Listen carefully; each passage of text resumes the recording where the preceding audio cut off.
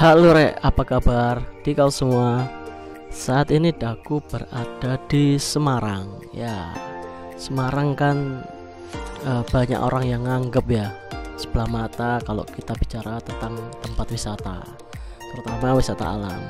Nah, tapi kali ini aku dapat destinasi yang cukup oke untuk dieksplor. Nah, apa itu destinasinya? Yuk ikuti terus ya. Nah, ini aku udah nyampe gerbang pintu masuknya. Ya, ini kita nanti akan ke Goa Kreo. Oke, kita beli tiket dulu. Tiket masuk di sini murah banget, cuman 1.500 hari biasa, terus parkirnya cuman 2.000. Dan apa saja sih yang ada di Goa Kreo nanti? Ya, kita terus ya. Nah, ini tiketnya, parkir sama tiket masuknya sekarang 3.000 Rek, bukan 2.000 lagi ya. Terus bentar, kita parkir dulu ya. Jadi Goa Kreo ini kalau kalian ke Semarang itu ke arah Gunung Pati ya. Jadi kalian ke arah Gunung Pati. Nah, ini tempat parkir motor, kita parkir motor dulu. Aku mau menceritakan di Goa Kreo kenapa tertarik, karena di Semarang ternyata ada wisata-wisata alam juga yang menarik untuk kalian kunjungi. Oke, tak jelaskan satu-satu. Kalau Goa Kreo ini apa sih? Ya, kalian pasti bertanya-tanya kan, ada apa kelebihan dan apa sih menarik di Goa ini? Jadi letak Goa Kreo ini berada di Dukuh Talun Kacang, Desa Kendri, Kecamatan Gunung Pati, Semarang. Oke. Nah, ini di sini kalian udah mulai melihat banyak monyet kan? Banyak kera. Nah. Jadi di sini kalian nanti akan nemu jenis monyet yang ekor panjang. Nah, jadi monyetnya itu jinak. Nah, tak ceritakan dulu tentang legenda Goa Kreo ya. Jadi ini di sini ada legenda. Tahu kan legenda adalah cerita masyarakat. Jadi Goa Kreo itu dulu itu merupakan sebuah goa yang dipercaya oleh penduduk sekitar sebagai petilasan dari Sunan Kalijaga. Saat itu Sunan Kalijaga sedang mencari sebuah kayu jati untuk membangun masjid agung di Demak. Nah, di Demak, Jawa Tengah ya. Nah, menurut cerita warga sekitar, dulu saat Sunan Kalijaga dalam perjalanan mencari kayu, dia bertemu dengan sekawanan kera yang disuruh oleh Sunan Kalijaga menjaga kayu tersebut. Kata Kreo sendiri memiliki arti sebagai peliharaan atau jagalah. Nah, dari situlah awal mula nama Goa Kreo ini.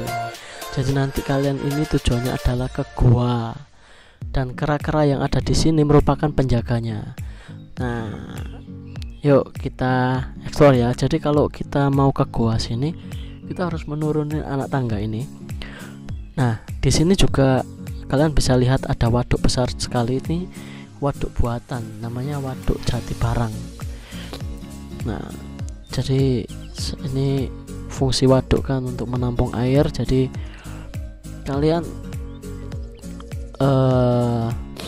Waduk Jati Barang ini dulu sangat lama loh pembangunannya.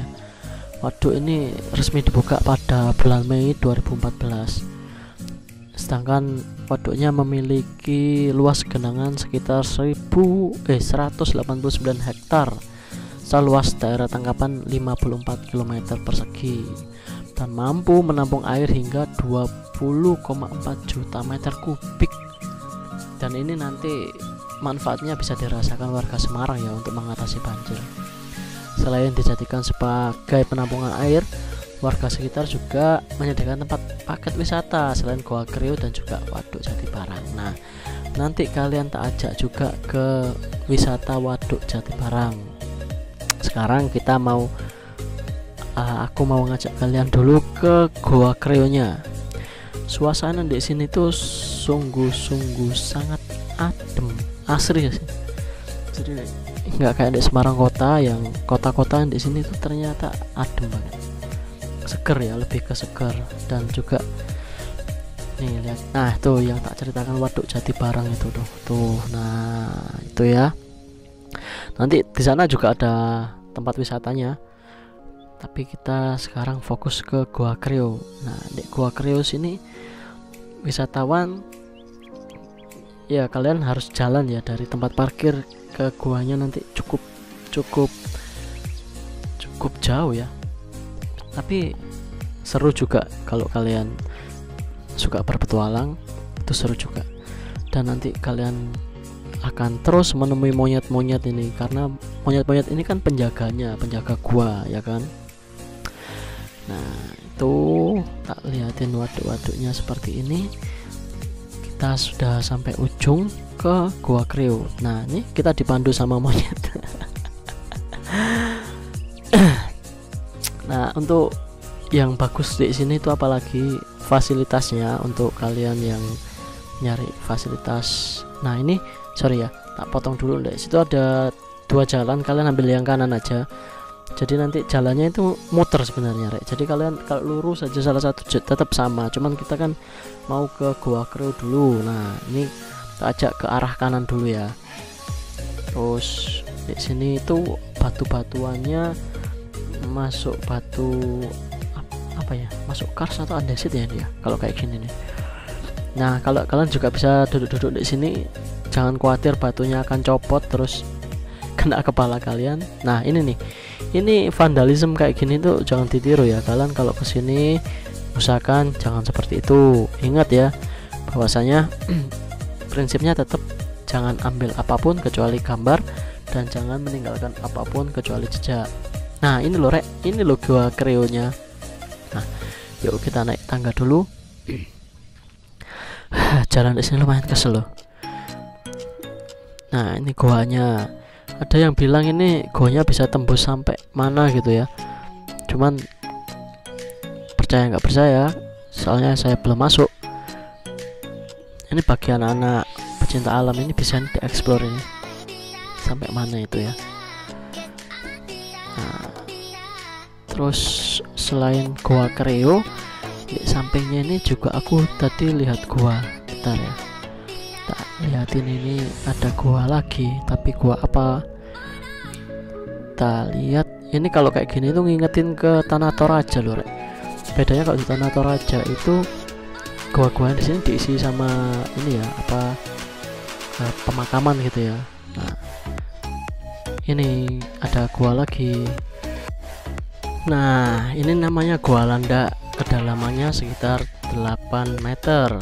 Nah kalau yang tadi itu Goa Kreo itu sekitar 7 meter. Oh iya, Goa Kreo itu biasanya juga dibuat ini semedi orang-orang yang bertafakur itu ya. Biasanya dimulai jam 24 sampai jam 4 subuh biasanya kayak gitu. Kita langsung lanjut aja. Nah di sini sebelah kanan ini konon katanya air terjun, yang sekarang udah nggak ada air terjunnya. Ini udah rusak juga, sayang sekali air terjunnya nggak ada. Nah ini kita lanjut ke atas ya. Kita ke atas. Jadi di sini itu kalau bulan Syawal di Goa Kreo ini digelar tradisi sesaji rewondo namanya. Jadi sebagai bentuk rasa peduli terhadap kera-kera dengan memberikan makan. Nah jadi kera-kera dengan memberi makan ini layak seperti manusia yang khusus diperuntukkan oleh kera, tidak boleh kalian manusia makan. Jadi pernah ada kejadian nih, katanya ada orang yang makan makanan tersebut tiba-tiba merasakan hal aneh pada dirinya. Nah intinya adalah kalau bukan hak kamu ya jangan ya. Nah ini lanjut, itu ada orang, aduh astaga ya Allah, kok ngelakuin gitu Rek. Sebentar.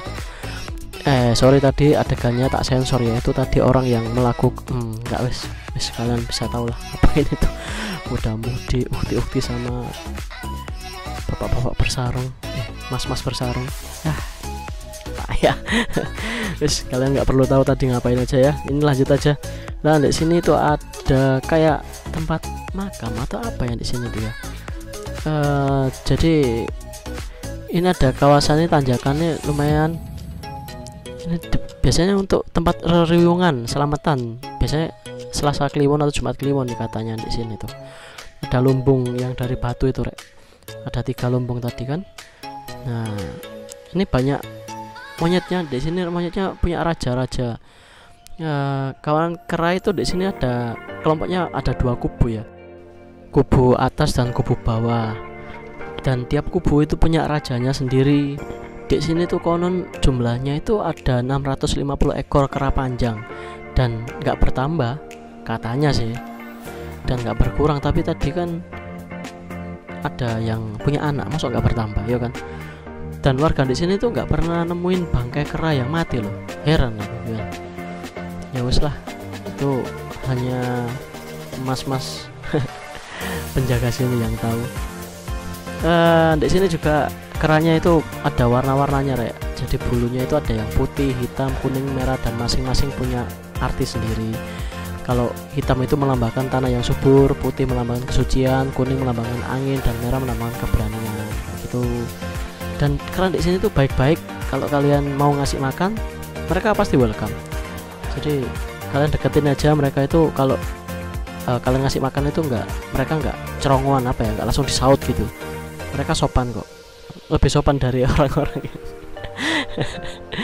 Ya wes itu Rek. Ini Goa Creo ini ya worth it lah kalian ini buat kesini.